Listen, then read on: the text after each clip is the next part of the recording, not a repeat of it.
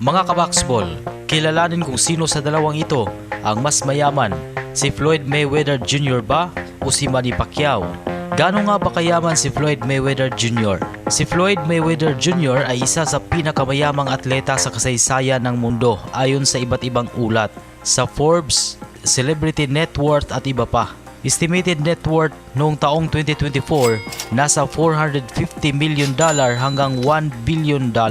Ang kita niya mula sa kanyang career sa boxing ay mahigit $1.1 billion at kasama pa dyan ang endorsements. Kumikita siya ng daan-daang milyon sa bawat malaking laban. Tulad ng laban niya kontra kay Manny Pacquiao noong 2015, kumikita siya dito ng $250 to $300 million. At ang laban niya kontra kay Conor McGregor noong 2017 na kumikita siya ng $275 million. Siya ang promoter ng sarili niyang laban na The Money Team Promotions. Kaya malaki ang kita niya kumpara sa ibang boksingero. Kahit retired na ay kumikita pa rin siya ng milyon-milyon sa mga exhibition fights sa Japan, Dubai at iba pa. May koleksyon ng mahigit 100 luxury cars. May sariling private jets, gumagasto siya ng milyon sa alahas, relo, bahay at kahit sa kasino. Hindi lang isang boksingero, isa siyang negosyanteng marunong mag-market sa sarili. Alam kung paano ikutin ang sistema para kumita ng malaki habang may control sa kanyang karera.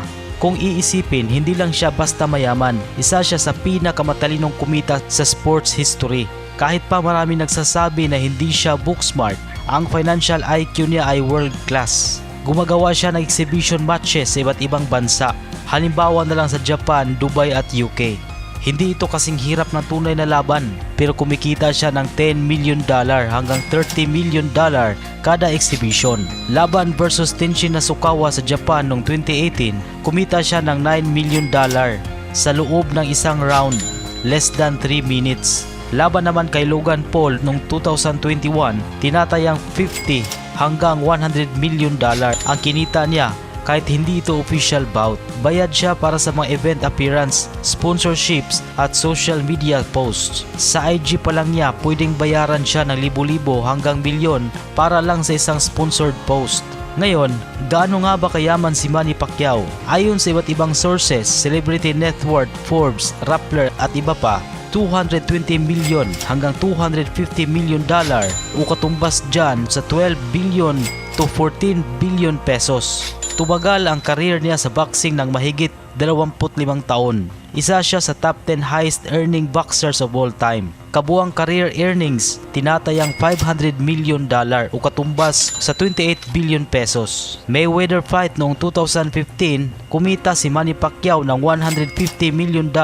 Laban naman kay Thurman noong 2019, kumita naman si Pacman ng $10 hanggang $20 million sa pay-per-view shares, gate revenue, sponsorships. Naging senador ng Pilipinas sa taong 2016 to 2022 at tumakbo sa pagkapangulo noong 2022.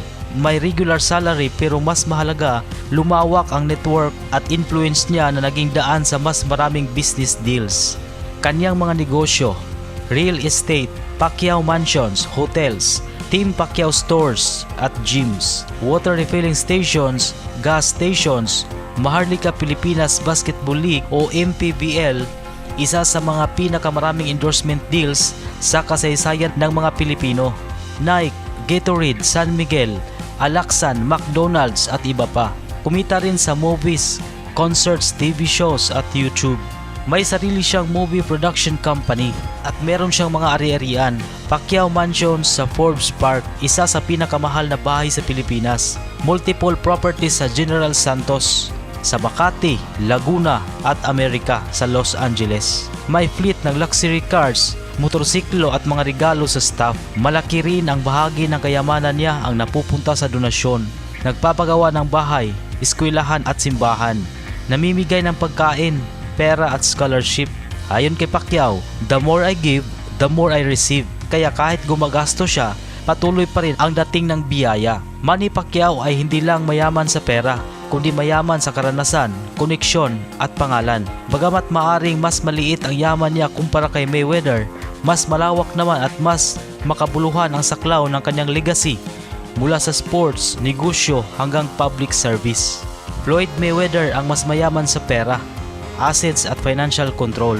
Manny Pacquiao ang mas mayaman sa puso, impluwensya at malasakit sa kapwa.